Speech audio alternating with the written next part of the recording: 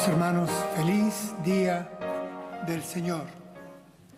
Durante siglos, la Iglesia de Jesucristo ha tenido que vivir en fidelidad, al Señor, extendiendo el mensaje del reino de Dios que se centra en la persona de Jesucristo y defendiendo los principios y valores que encierra este mensaje. Esto lo ha tenido que hacer la Iglesia, por lo tanto, en diferentes escenarios, muy diferentes unos a otros, y nos toca a nosotros identificar cuál es el nuestro. Quiero reiterar lo que en los últimos sermones he traído como un hilo conductor, y es que estamos inmersos en un materialismo extremo a nivel global. No ha sido esto jamás visto en la historia de la humanidad. Y a este materialismo se le ha asociado la filosofía naturalista y, desde la Iglesia misma, la teología liberal. ¿Cuál es el producto de este cóctel? Sin que se hayan consultado las fuentes, ni las trayectorias y la manera en que esto ha influido, lo cierto es que lo que tenemos, lo que ha producido, lo que ha generado este cóctel es una sociedad descreída. Descreída selectivamente, porque al mismo tiempo es una sociedad idólatra del Baal moderno. En una oportunidad hice referencia a lo que expreso con esta figura del Baal moderno. Vamos, no estoy buscando al Dios representado en el becerro egipcio, pero sí me refiero a un cuadrúpedo y las cuatro patas que adora el hombre de hoy en la sociedad occidental son el tener, el poder, el placer y el saber. Unos prefieren unas, otras otra, pero siguen adorando ídolos, aunque se profesan ser una sociedad descreída. Y por supuesto, siendo Occidente una cultura que tiene unas raíces que no podía ignorar, pues han ido frontalmente contra la persona de Jesucristo como un hecho real, histórico, y han atentado contra todo aquello que en su identidad, en su carácter, en su naturaleza, refleje sobrenaturalidad. El Jesucristo de las Escrituras, hermanos, lo hemos afirmado en los recientes sermones, es el Jesús de Nazaret, es el Hijo de Dios, es el Cristo de la historia y es el Cristo de la fe. Que abandonen esas empresas quirúrgicas, el Espíritu Santo no les permitirá prevalecer en ese intento de disección. El Jesús de Nazaret rompe todos los moldes de la grandeza humana y por eso no logran tolerarlo. Toda su vida está impregnada de sobrenaturalidad. Y hoy, en esta prédica, elevaremos al máximo el escándalo que eso produce. Y lo elevaremos simplemente evocando un episodio histórico. Me estoy refiriendo a aquel momento cuando Jesús visitó Jerusalén, tiempo de Pascua, y se dirigió al templo. Encontró, conocemos la escena, que el templo parecía un bazar oriental. Él mismo lo llamó cueva de ladrones, la forma más despectiva en que se podía representar lo que allí estaba aconteciendo. Entonces hizo lo que tenía que hacer, y era rescatar la dignidad, la santidad de ese lugar de culto, cosa que es importante que tengamos presente en nuestros tiempos, hoy en día. La reverencia en el santuario. El Señor Jesús no toleró que en el patio de los gentiles estuvieran cambiando monedas, vendiendo animales para el sacrificio santo de la Pascua judía. Y interesante aún más, porque va con el tema de hoy, lo que provocó su expresión en alta voz. Llamó al templo la casa de mi Padre.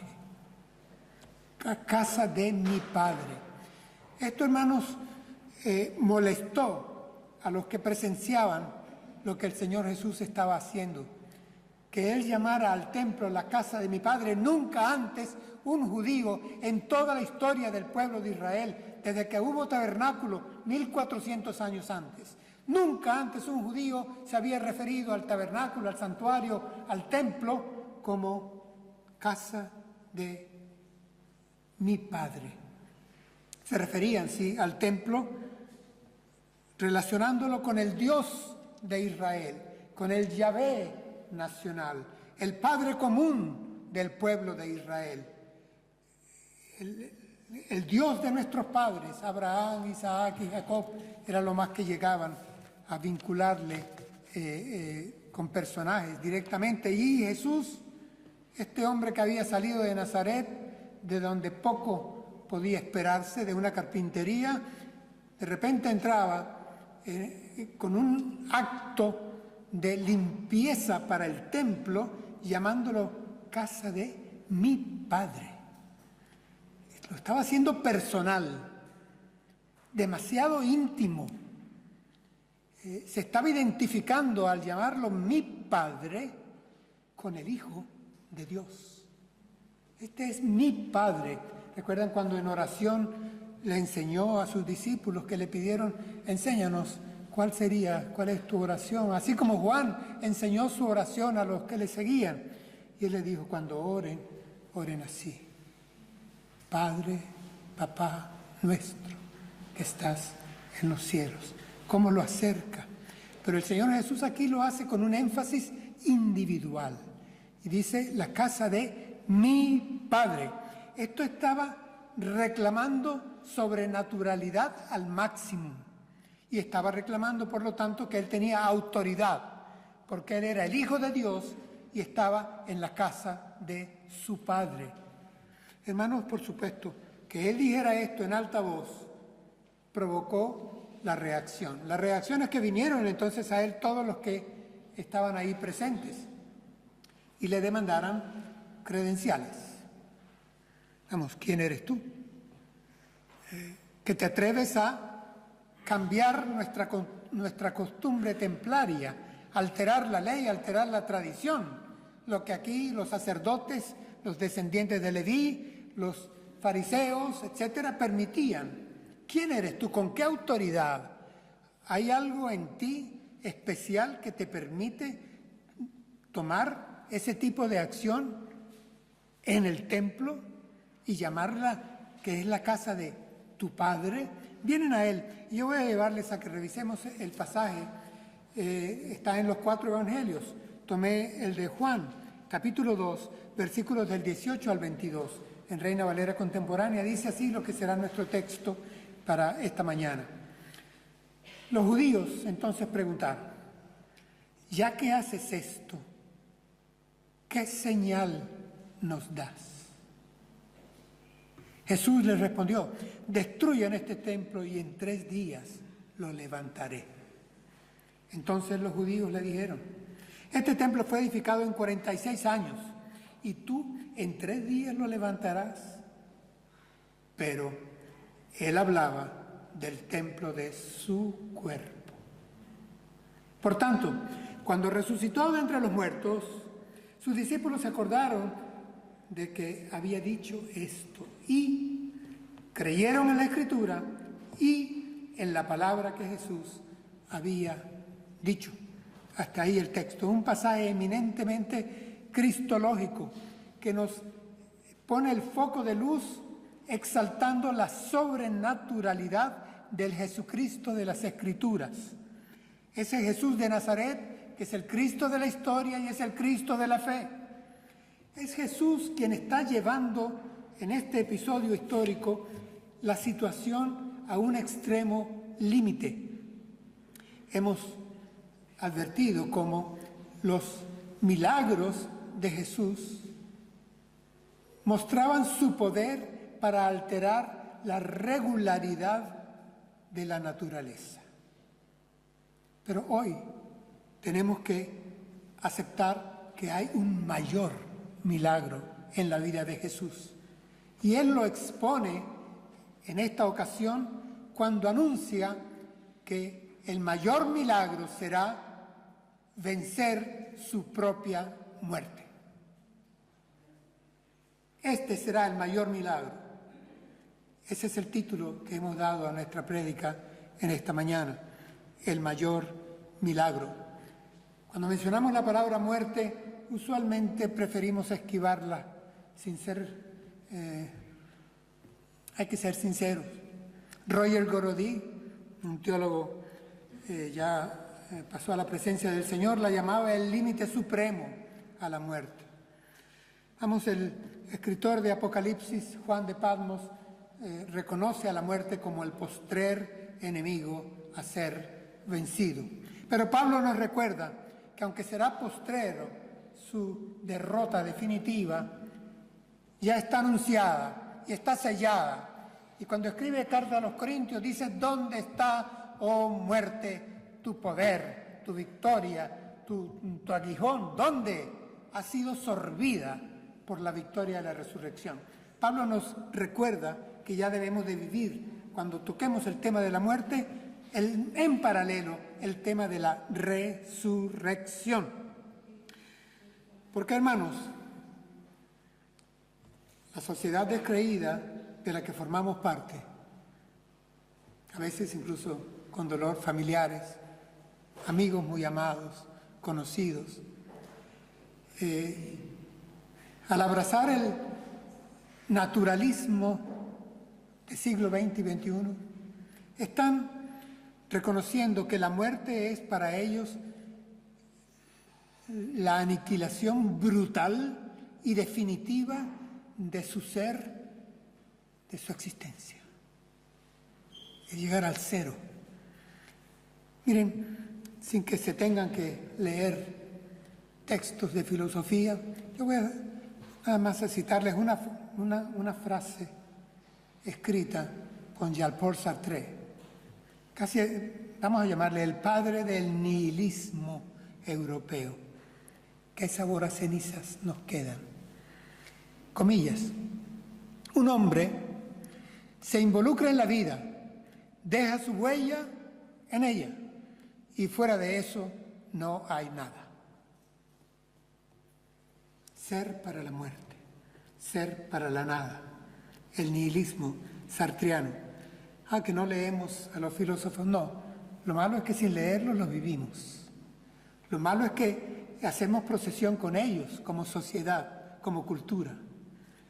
Y el tema, por ser un poquito incómodo, esta sociedad ha decidido en lo posible ignorarlo, en lo posible, o inclusive banalizarlo. Yo he visto, me llama la atención cómo se han puesto de moda en los últimos años la exhibición de los cráneos, las calaveras, en las camisetas de jóvenes y de adultos.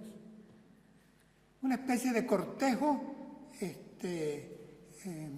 plástico, artístico, a la muerte, pero a la cual se esquiva porque ni siquiera a los tanatorios se quiere ir. Los pésames se dan por teléfono o en visita a las casas de familia. Porque lo cierto es que no es cuestión de tauromaquia, pero ese toro se prefiere darle un pase viendo a los tendidos o viendo hacia otra parte. Hermanos, estamos expuestos más que nunca a la realidad de la muerte, pero pensamos que es una especie de realidad televisiva, porque nos llegan las noticias y a cada momento vemos imágenes de noticias de muerte de uno o de muerte de cientos de miles o las muertes no se suman, pero estamos expuestos a ellos y sin embargo por supuesto no la deseamos, pero en el fondo cuando avanzan los años, o cuando nos enfermamos, o cuando algún amigo o algún familiar es tocado, sabemos que la muerte atenta contra la continuidad del ser. Y eso lo consideramos porque no somos en el fondo animales. Dios puso eternidad en nuestros corazones. Y el saber que no estamos hechos para la nada o hechos para la muerte. Vamos a revisar el texto y lo he dividido en 3 segmentos como suelo hacerlo. Leo de nuevo. Y los judíos le preguntaron entonces, ya que haces esto, ¿qué señal nos das? Jesús les respondió, destruyan este templo y en 3 días lo levantaré. Ya que haces esto. Quienes preguntan, aquí los identifican simplemente como los judíos. Es costumbre en el Evangelio de Juan que cuando él cita los judíos, no está haciendo un énfasis étnico. El énfasis es los que adversaban a Jesús, que en su mayoría eran judíos. Pues estos son los que se acercan a Jesús y dicen, ya que tú has tenido la audacia de hacer lo que has hecho en el templo de Jerusalén, ya que haces esto, eres capaz de hacer esto, pues dinos con qué señal respaldas esto que has hecho. Señal, señal. En griego semeión. Semeión es, hermanos, queremos una evidencia, una prueba que sea tangible, sensorial, comprobable, medible, acorde a la magnitud de lo que tú has hecho. No es muy lejano a lo que nos piden nuestros conocidos a día de hoy. Quieren pruebas, quieren comprobaciones, quieren evidencias tangibles, medibles, acordes a la magnitud que nosotros predicamos, que Jesucristo es el Hijo de Dios, nuestro Salvador, el Señor del universo entero. Entonces nos piden señal. Bueno, debemos de prestarle atención al pasaje. Esta es una exigencia, en realidad, les voy a ser franco, más que científica, es una exigencia empírica. No es lo mismo, ¿eh? Ellos están pidiendo es algo que podamos observar, algo que podamos experimentar, palabrita frecuente. No están pidiendo algo para someterlo al rigor metodológico de la ciencia. No, queremos un milagro, una cosa sobrenatural que rompa la regularidad de la naturaleza y que la podemos observar. La respuesta del Señor, interesante, una vez más, no acudió a lo que él pudo haber hecho y es algún discurso al estilo de los maestros, de los rabinos o a un discurso al mejor estilo griego, un argumentario con lego. No acudió a eso. El Señor responde con una expresión que quiero que analicemos. Destruyan este templo y en 3 días lo levantaré. Cuando leemos a exégetas, biblistas que conocen de las lenguas, nos dicen que esta frase se puede leer en 2 formas. O en términos de reto, destruyan este templo. Atrévanse a destruirlo. Háganlo. Les invito, destrúyanlo. Un reto. A veces, hermanos, dulcificamos mucho la imagen de Jesús de Nazaret. Era Dios entre nosotros, pero enfrentando la incredulidad, la idolatría, la traición, la maldad, y en más de una oportunidad fue fuerte. Aquí los está retando, destruyan este templo. En 3 días yo lo levanto. La otra, Robert Hand, él dice que también se puede leer perfectamente en griego como si fuera un anuncio. Ustedes destruirán este templo y en 3 días lo levantaré. Destruiréis este templo, o cuando destruyan este templo, yo lo levantaré en 3 días. O reto o anuncio, sorprende la respuesta del Señor.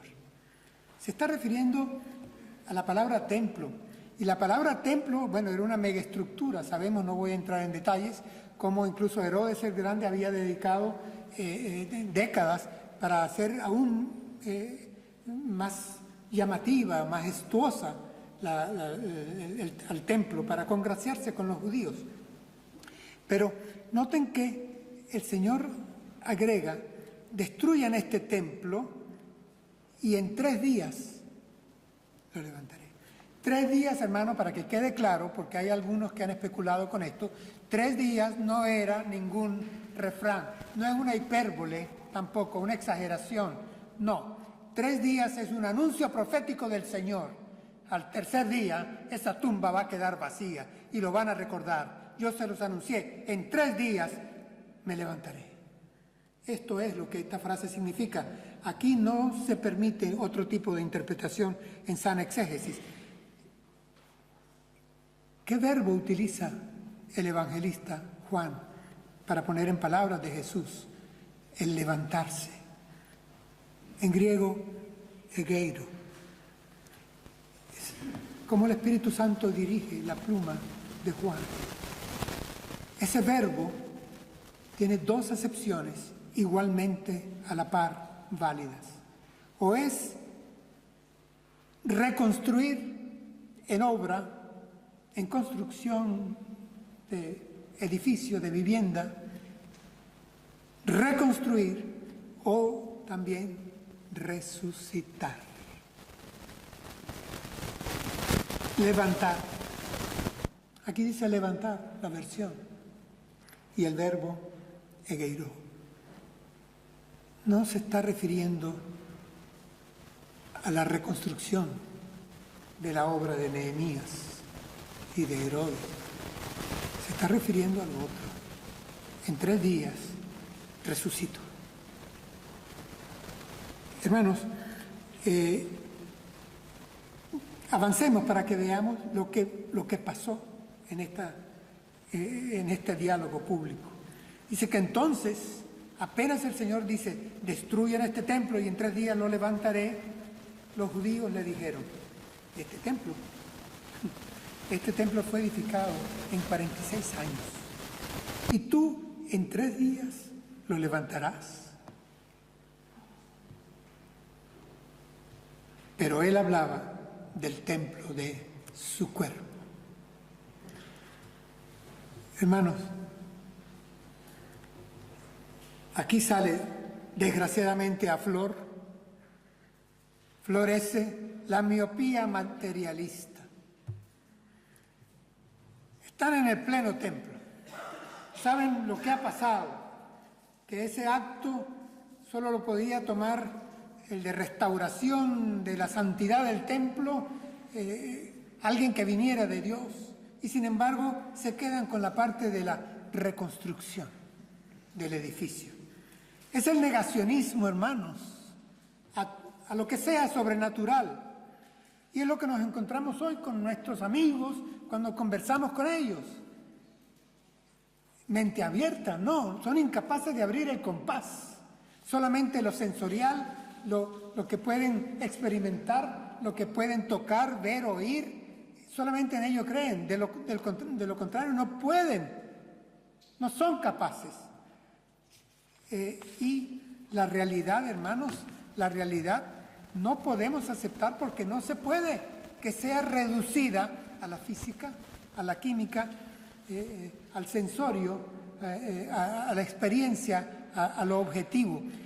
Esta sociedad está siendo consumida, emborrachada por la tridimensionalidad. Es decir, es solo la inmediatez, el presentismo, lo que puedo, el comamos y bebamos que mañana moriremos, para que nos entendamos bien. Están ahogándose en eso y no se dan cuenta, con el agua al cuello. Hermanos, la antropología bíblica nos dice que nosotros somos mucho más que una suma de afortunados átomos o que somos mucho más que un complejo concierto de nanos, para hablar en una terminología de física más moderna. Por favor, no nos quedamos en ello. La antropología bíblica nos dice que hombres y mujeres tenemos espíritu y que el espíritu nos lo ha dado Dios, a diferencia del resto de los animales, el resto de la biosfera. Y esto se lo aplican, por supuesto, se lo endosan a Jesús de Nazaret. A él también, de manera dogmática, lo reducen a lo natural. Sobre esto ya hemos hablado. Quiero llamarles la atención porque amamos la palabra y sabemos que el Espíritu Santo es quien ha escrito su palabra, a que el evangelista aclara, ya les digo, con fina pluma, él hablaba del templo de su cuerpo.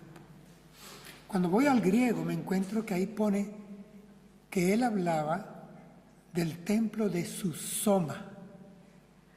Pero un momento, 2 páginas antes, Juan ha dicho que el Verbo se hizo carne y habitó entre nosotros. Pero ahí no usa soma, ahí usa sarc. ¿Por qué cambió el evangelista? ¿Por qué cambió en las palabras de Jesús? Es Jesús quien dice que él habla del templo de su soma, no habla de su sarc.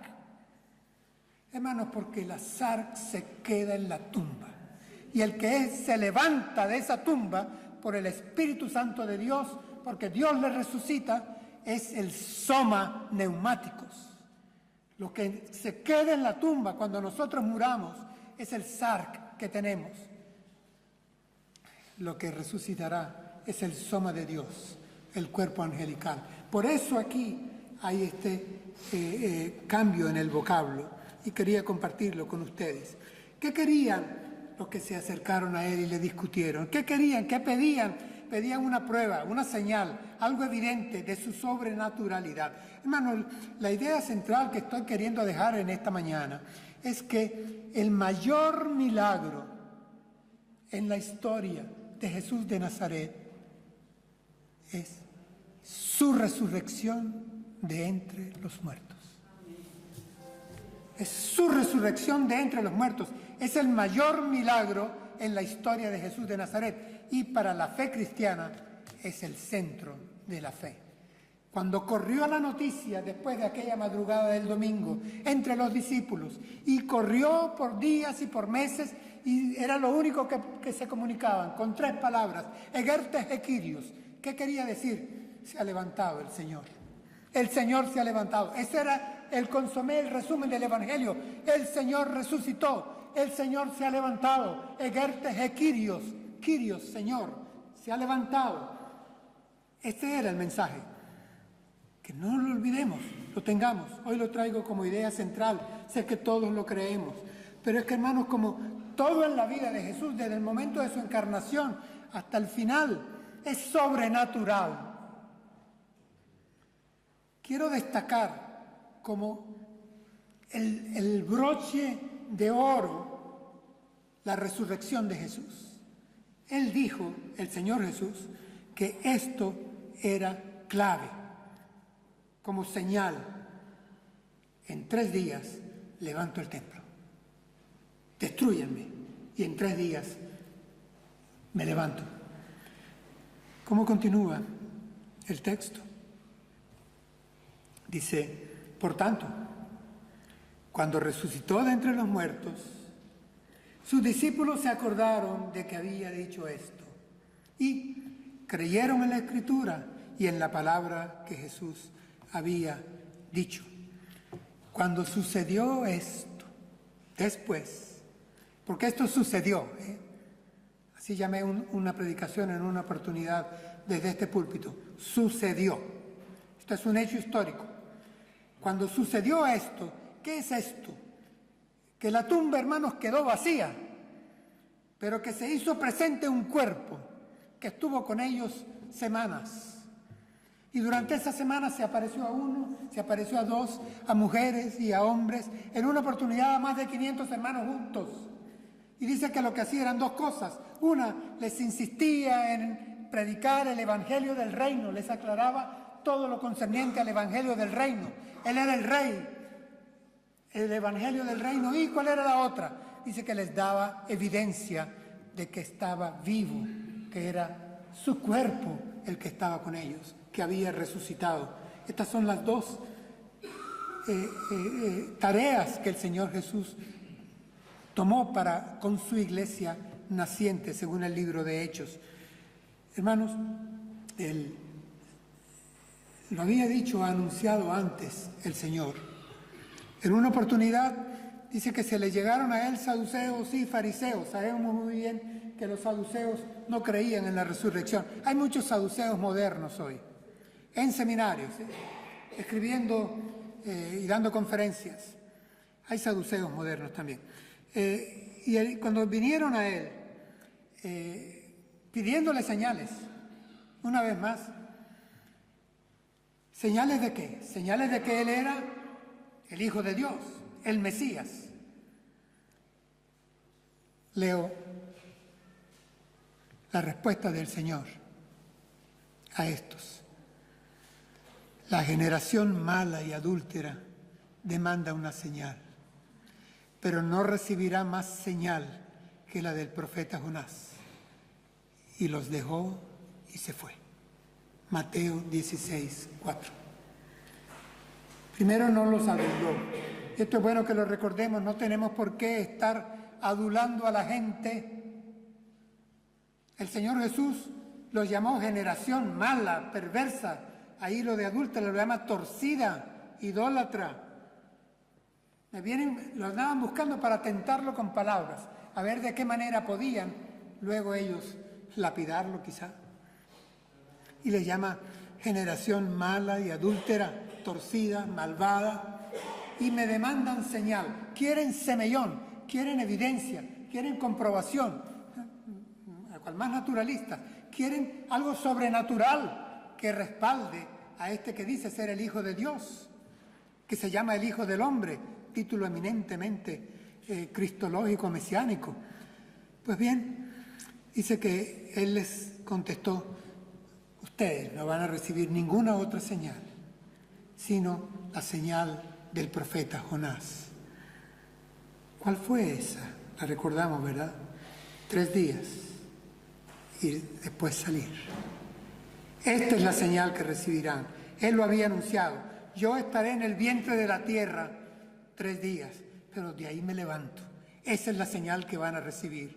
Este es el mayor milagro que voy a hacer para que ustedes sepan y no puedan confrontar a los míos. Me levantaré al 3er día. Saldré como el profeta Jonás al 3er día. Hermanos, hoy nosotros tenemos que reconocer que la sociedad en la que estamos, el tejido social en el cual estamos insertos, es un tejido descreído, sí, idólatra, lo he dicho, torcido, lo he dicho. ¿Qué tal de llamarlo como el Señor? Generación mala y perversa, adúltera. Esto es lo que tenemos alrededor, hermanos. Tenemos maldad tejida por el maligno. Nosotros tenemos, sin embargo, un himno que cantamos. Vencedor, vencedor, de la muerte vencedor, dice el estribillo. Es que el Jesús de las Escrituras, el Jesús de Nazaret, el Cristo histórico, el Cristo de la fe, fue vencedor de su propia muerte. Vencedor, vencedor, de la muerte vencedor, dice el estribillo. Y cuando lo cantamos se nos llena por dentro el pecho, porque esto es el centro de nuestra fe. Hermanos, los rabinos en tiempos de Jesús ya tenían una especie de listado de los milagros que habría de hacer el Mesías, el Hijo de Dios, cuando viniera. Y esperaban, revisaban a ver, porque muchos de estos milagros estaban de paso vinculados con el templo. Recuerden la tentación de Satanás en el desierto al Señor. Una de ellas fue llevarlo al templo, porque el Mesías habría de hacer señales en el templo. Reinará por siempre, restituirá al linaje de David por siempre. Su reino no tendrá fin. Aquí había el problema para ellos. Para los rabinos, los maestros, los doctores, los escribas de la ley, no contemplaban como señal mesiánica imposible contemplar la muerte del Mesías. ¿No? Pero ¿cómo podría resucitar si no moría? Porque también había profecía de resurrección. No dejarás que tu siervo vea corrupción. No me abandonarás en el Seol. Y si bien ciertamente la resurrección no era un tema bien trabajado teológicamente por los judíos antes de Jesús, lo cierto es, hermanos, que, vuelvo a insistir para con nosotros, es el hecho central de nuestra fe.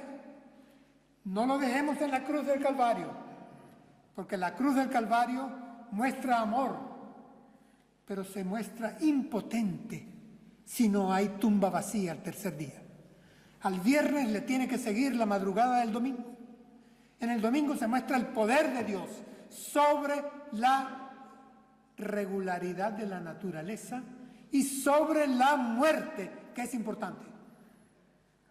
Hermanos, voy a leerles de C.S. Lewis,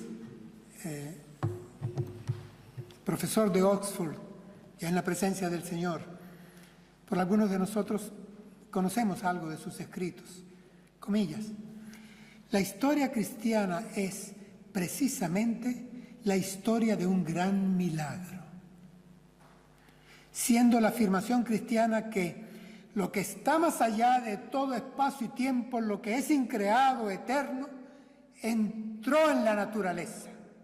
Sistema abierto. Entró en la naturaleza humana. Tomó forma de siervo, forma de hombre, se humilló, descendió a su propio universo y, escribe Lewis, simplemente parafraseando a Pablo, y resucitó, trayendo consigo a la naturaleza. Es glorioso, porque, hermanos, decíamos en un sermón anterior que los milagros de Jesús de Nazaret son un hecho de compasión, demuestran su poder, pero también son un anticipo del mundo que vendrá, del mundo que queremos, donde no hayan todas las tristezas, las desgracias, las miserias, las finitudes del presente. Pues bien, esos son los milagros de Jesús de Nazaret, pero el gran milagro de Jesús de Nazaret es que sella con su victoria, como dice Oscar Cullmann, el día domingo, es en la madrugada, ese domingo de resurrección, es el día de la victoria. La victoria está garantizada y está sellada, porque con eso Él es la primicia que abre camino nuevo y para nosotros vamos detrás. Y con nosotros la naturaleza que gime como mujer en sala de partos. Es la redención total lograda en esa madrugada de su resurrección. Finalizo recordando cómo los discípulos creyeron. Entonces, dice, en la Escritura, que es Antiguo Testamento, creyeron en la Escritura y creyeron en la palabra que Jesús había dicho. En la palabra de Jesús. Justo lo que no hay hoy. Fe, confianza en su palabra. Su palabra es verdad. Demos gracias al Señor y toda la gloria a Él por ese día de victoria, cuando la tumba quedó vacía y para siempre sellada nuestra resurrección. El mayor milagro en la vida de Jesús de Nazaret es su resurrección.